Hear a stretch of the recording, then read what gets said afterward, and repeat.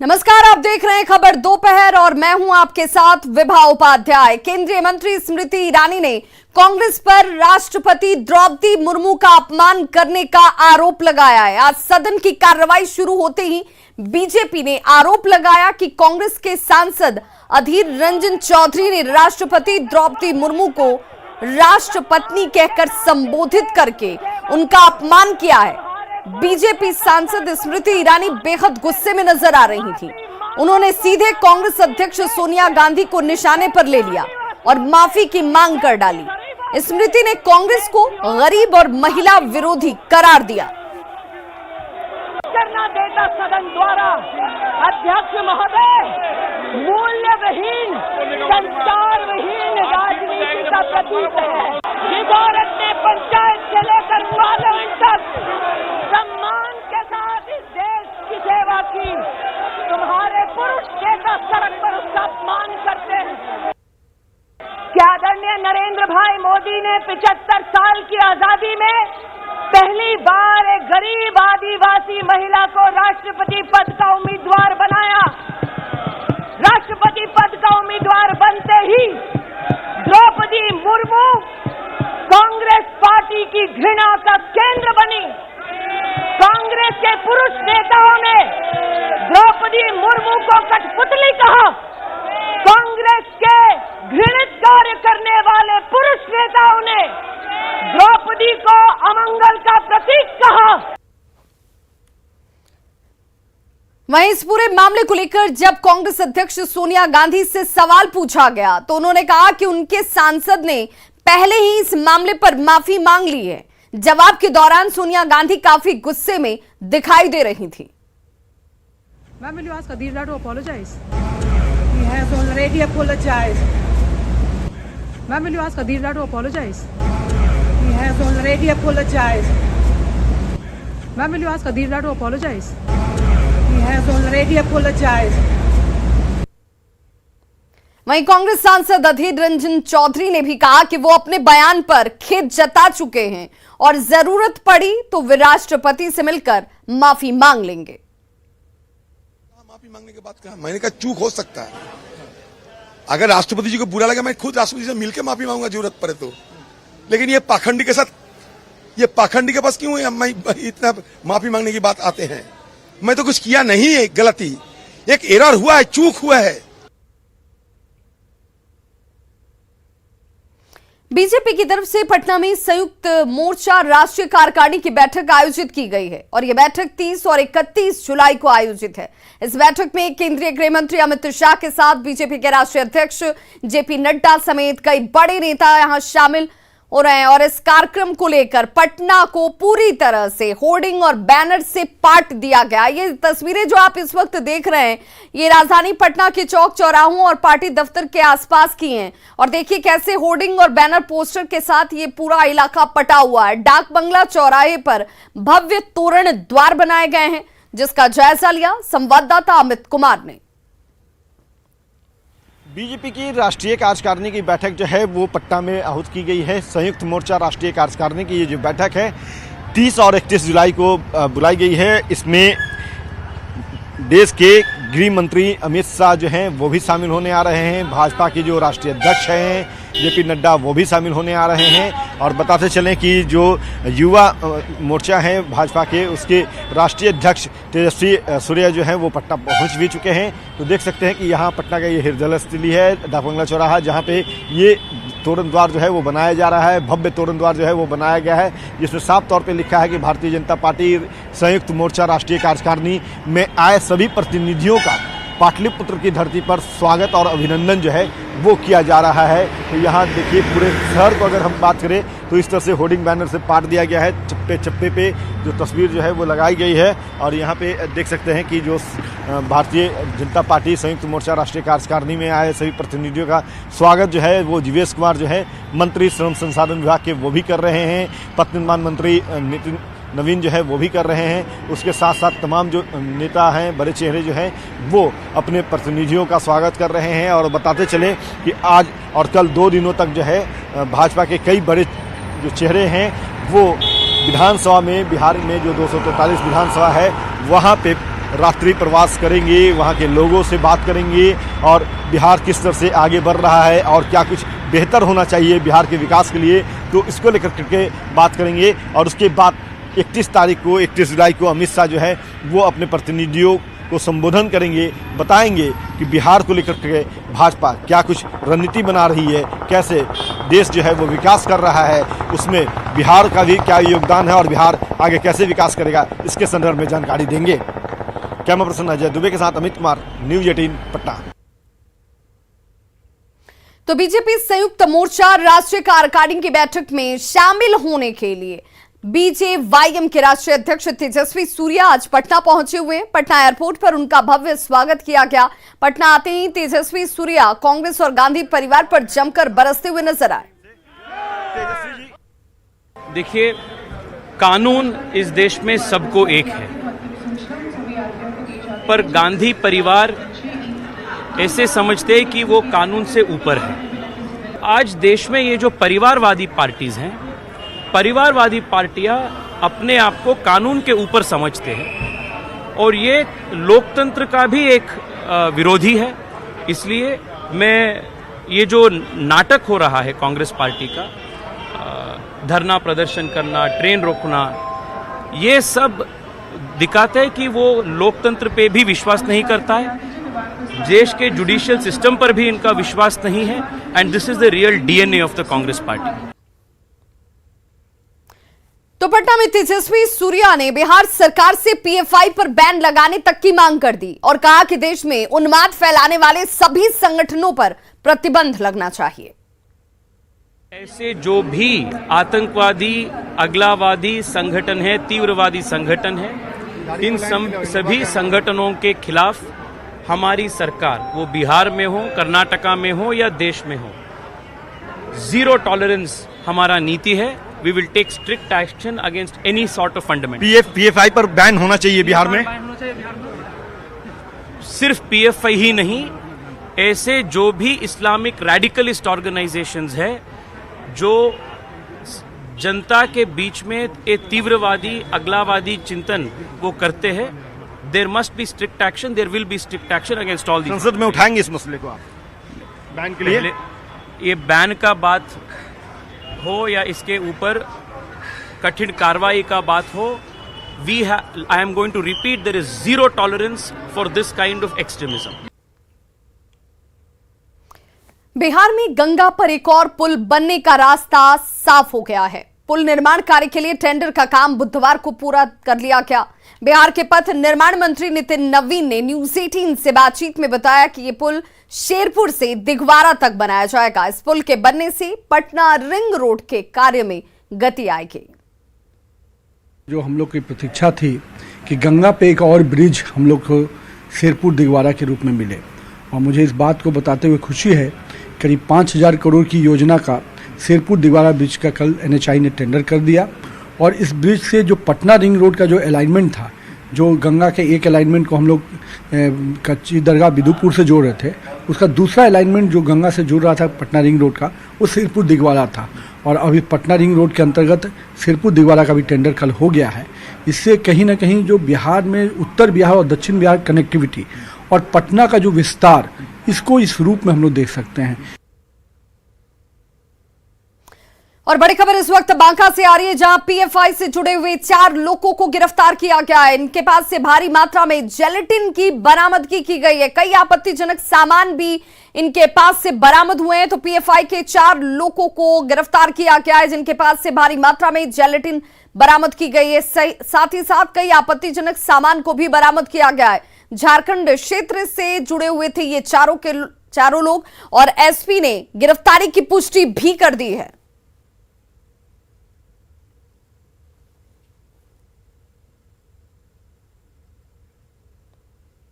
तो पीएफआई से जुड़े हुए संदिग्धों की तलाश में मधुबनी में भी एनआईए की टीम की छानबीन इस वक्त हो रही है। बेनीपट्टी के मकिया गांव में एनआईए की टीम पहुंची। मकिया निवासी तौसीफ नामक युवक पूर्व में पीएफआई से जुड़ा हुआ था, जो जानकारी इस वक्त टीम के पास भी मौजूद है। बताया जा रहा है कि साल 2016 में तौसीफ बिहार में पीएफआई का सबसे बड़ा चेहरा हुआ करता था। सूत्रों से मिली जानकारी के मुताबिक तौसीफ ने फुलवारी शरीफ में महीनों कैंप किया था। साल 2016 में एक जुलूस में भारत विरोधी नारे लगवाने पर पटना पुलिस ने उसे गिरफ्तार तक किया था। तौसीफ फिलहाल जमानत पर है।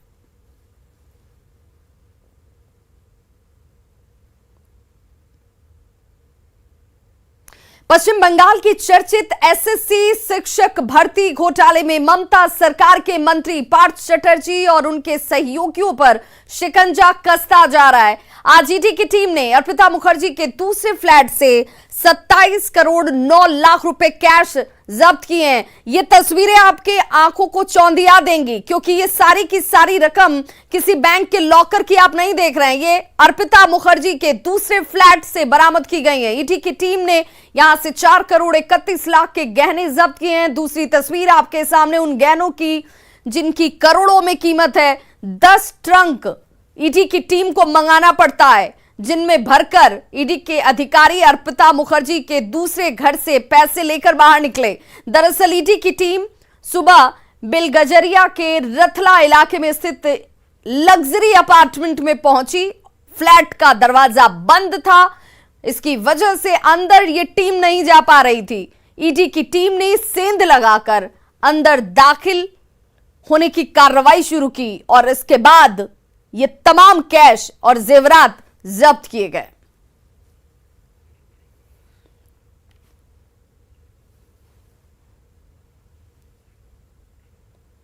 और बड़ी खबर इस वक्त रांची से आ रही है, जहां पर रांची एयरपोर्ट को उड़ाने की धमकी फोन पर दी गई है। रांची एयरपोर्ट को उड़ाने की धमकी आई है। ये बड़ी खबर इस वक्त आ रही है झारखंड की राजधानी रांची, जहां पर रांची एयरपोर्ट को उड़ाने की धमकी दी गई है। फोन पर यह धमकी भरा कॉल पहुंचा और धमकी के बाद एयरपोर्ट की सुरक्षा को इस वक्त बढ़ा दिया गया है। सीआईएसएफ के जवानों ने सर्च अभियान भी एयरपोर्ट के इस पूरे इलाके और प्रीमाइसेस में चलाया है।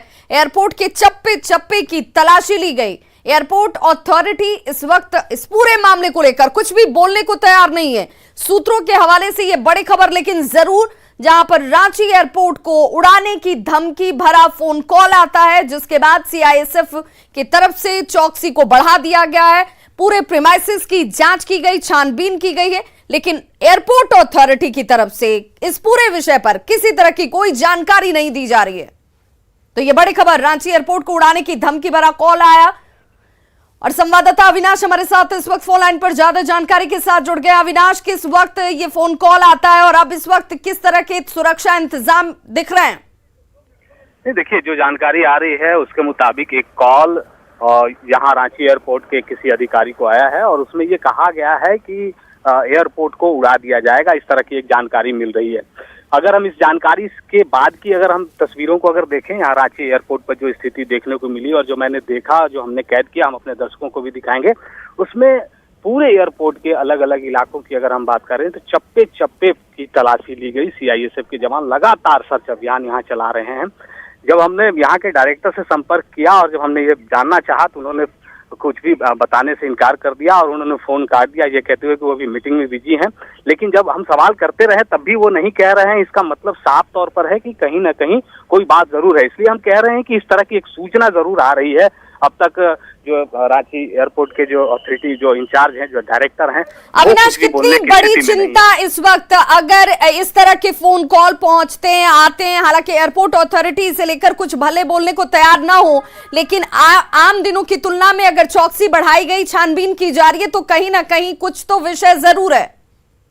देखिए, अभी पूरे देश भर में अगर आप देखें और खासकर जो अभी हाल के दिनों में जो हालात रहे हैं, कई जगहों पर इस तरह की सूचनाएं आई हैं और उसके बाद से लगातार इस तरह की चौकसी बढ़ती जाती है, तो हम ये कह सकते हैं कि ये बहुत ही चुनौतीपूर्ण है। पहला तो ये है कि ये चुनौतीपूर्ण है जो रांची एयरपोर्ट है। सुरक्षा के लिहाज से अगर हम देखें तो किसी को बताने की जरूरत नहीं है कि ये कितना अहम जगह है, हिस्सा है। दूसरी बात ये भी हम कहें कि जो कुछ सीआईएसएफ के जो जवान थे उनसे जब हम लोगों ने पूछा तो वो कह रहे थे कि वो अपना काम कर रहे हैं, उन्हें जो जानकारी दी गई है उसके हिसाब से वो अपना सर्च कर रहे हैं। कई बार ऐसा भी होता है कि ऊपर से भी इंस्ट्रक्शन होते हैं, जिसको हम कई मौकों पर ये कहते हैं कि मॉक ड्रिल किया जा रहा है। अगर इस तरह की भी कोई सूचना अंदर से जो अथॉरिटी है उनके तरफ से अगर इसकी पुष्टि की जाती तो समझ में आता, लेकिन उनकी तरफ से इस बात से भी जो है इनकार किया जा रहा है। इस तरह की कोई बिल्कुल अविनाश, आप हमारे साथ बने रहिए। तस्वीरें भी जरा अपने दर्शकों को दिखा दें। देखिए, आम दिनों में इस तरह की सघन जांच एयरपोर्ट के प्रीमाइसेस में नजर नहीं आती है, लेकिन आज उससे कहीं ज्यादा चौकसी जो सीआईएसएफ के अधिकारी हैं, जो जवान हैं, वो यहाँ पर एयरपोर्ट प्रीमाइसेस में जांच पड़ताल करते हुए, जिसमें डॉग स्क्वाड की टीम भी आपको नजर आ रही होगी। यहाँ पर ये चौकसी इसलिए, जो सूत्र हमारे जानकारी दे रहे हैं, ये बड़ी खबर इस वक्त, जिसमें रांची एयरपोर्ट को उड़ाने की धमकी भरा कॉल आता है, जिसके बाद यहां पर सुरक्षा को लेकर के सीआईएसएफ के जवान जो हैं वो चप्पे चप्पे की जांच करने लगते हैं, जिसकी एक्सक्लूसिव तस्वीरें आप देख रहे हैं न्यूज 18 बिहार झारखंड पर। धमकी के बाद रांची एयरपोर्ट की सुरक्षा को और ज्यादा चाक चौबंद कर दिया गया है और ऐसे में एक एक जगह की तलाशी ली जाती हुई। देखिए कैसे सीआईएसएफ के ये जो जवान है, वो जो बाहर का इलाका है, साथ ही साथ अंदर के इलाकों में भी एक एक जगह की तलाशी ली जा रही है, चाहे वो बाहर का गार्डन का एरिया हो जहां पर पेड़ पौधे लगे हुए हैं, चाहे वो कोने का इलाका हो, हर जगह सीआईएसएफ के अधिकारी और जवान एक एक चीज की तलाशी और छानबीन करते हुए। और सूत्र हमारे ये जानकारी दे रहे हैं कि धमकी भरा फोन कॉल एयरपोर्ट अथॉरिटी से जुड़े हुए एक अधिकारी के फोन कॉल पर आता है, जिसके बाद सबके कान खड़े हो गए। धमकी के बाद रांची एयरपोर्ट की सुरक्षा को बढ़ा दिया गया, जांच पड़ताल शुरू की गई, पूरे प्रीमाइसेस को जांचा गया है, देखा गया है। मेटल डिटेक्टर लेकर के अधिकारी एक जगह से दूसरी जगह आते जाते लोगों की जांच करते भी नजर आ रहे हैं। पूरे बाहर के इस प्रीमाइसेस को रांची को जानने वाले लोग और यहां से इलाकों को देखने वाले लोग इस बात को अच्छी तरीके से समझ रहे होंगे कि धमकी के बाद एयरपोर्ट जो सेंसिटिव प्लेस माना जाता है, सेंसिटिव एरिया है, वहां पर जांच पड़ताल कितनी तेज कर दी गई। और बड़ी खबर गया से इस वक्त, जहां रंगदारी नहीं देने पर बाइक शोरूम पर अपराधियों ने फायरिंग की है। शोरूम के गार्ड को इस दौरान गोली लगी है। घटना के बाद पुलिस मामले की जांच में इस वक्त जुट चुकी है, लेकिन अभी भी अपराधी पुलिस की गिरफ्त से बाहर हैं। ये वो जगह जहां पर रंगदारी नहीं देने पर गोलीबारी की जाती है। एक्सक्लूसिव तस्वीरें आपके टीवी स्क्रीन पर देखिए, कैसे ताबड़तोड़ फायरिंग की गई अपराधियों की तरफ से अचानक से। और ये सीसीटीवी कैमरा जो सुरक्षा के लिहाज से यहां लगाया गया था, उसमें ये लोग कैद हो जाते हैं। जो कर्मचारी यहां पर शोरूम में उस वक्त मौजूद थे, वो भागते हुए आपको नजर आ रहे होंगे, अपनी जान बचाते हुए नजर आ रहे होंगे। गार्ड को हालांकि इस दौरान गोली लग गई है। अपराधियों ने शोरूम के मालिक से 20 लाख रुपए की रंगदारी की डिमांड की थी, लेकिन जब रंगदारी नहीं दी गई तो अपराधियों ने शोरूम पर फायरिंग शुरू कर दिया। देखिए कैसे ये कर्मचारी जो बड़े आराम से यहां पर बैठे हुए थे, अचानक से गोलियों की आवाज सुनकर ये भागते हैं। बताया जा रहा है कि गार्ड जो सुरक्षा के लिहाज से यहां पर खड़ा किया गया था, उस गार्ड को गोली लगी है। और बाइक पर ये दो अपराधी आपको नजर आ रहे होंगे जो सीसीटीवी कैमरे में कैद हुए। और देखिए कैसे व्यस्ततम सड़क, गाड़ियों की आवाजाही भी हो रही है, इसी बीच ये दोनों बाइक को रोकते हैं, फायरिंग करते हैं और यहां से फरार हो गए।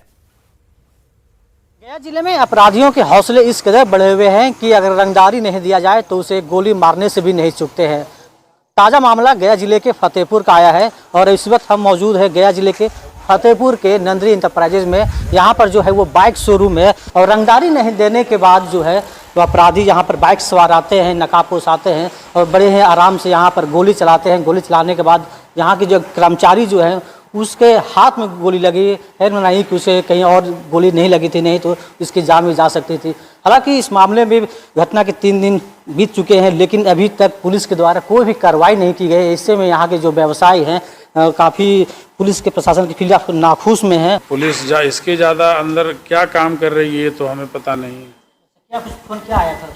फोन आया था कि 20 लाख रुपए की रंगदारी चाहिए और रंगदारी नहीं दीजिएगा तो पूरे परिवार अंजाम भुगतने के लिए तैयार रहिए। आपको एक कर्मचारी को हम गोली मारे हैं और इसके बाद आपका और आपका परिवार का नंबर है। अभी तक घटना के 4-5 दिन हो चुके हैं, अभी तक किसी तरह की कोई आपराधिक गिरफ्तारी नहीं हुई है। ऐसे में यहाँ के जो व्यवसायी है वो अपने आप को असहज महसूस कर रहे हैं। फिलहाल अब देखना होगा कि इस खबर के चलने के बाद जो प्रशासन है वो क्या कार्रवाई करती है। एलन लिली, न्यूज 18 गया। वहीं बड़ी खबर वैशाली से, जहां पर उत्पाद विभाग की टीम ने करीब 50 लाख रुपए की शराब को जब्त किया है। एक ट्रक पर लदे 500 कार्टन विदेशी शराब की जब्ती की गई है उत्पाद विभाग की टीम की तरफ से। NH 22 स्थित सराय टोल प्लाजा के पास टीम ने कार्रवाई की, जांच की जा रही थी, जिस दौरान ट्रक चालक को पकड़ा गया है। पूछताछ में इस चालक ने बताया कि वो झारखंड से शराब लेकर मुजफ्फरपुर जा रहा था। ट्रक के ऊपर भूसा रखा गया था जिससे पुलिस को शराब का शक न हो।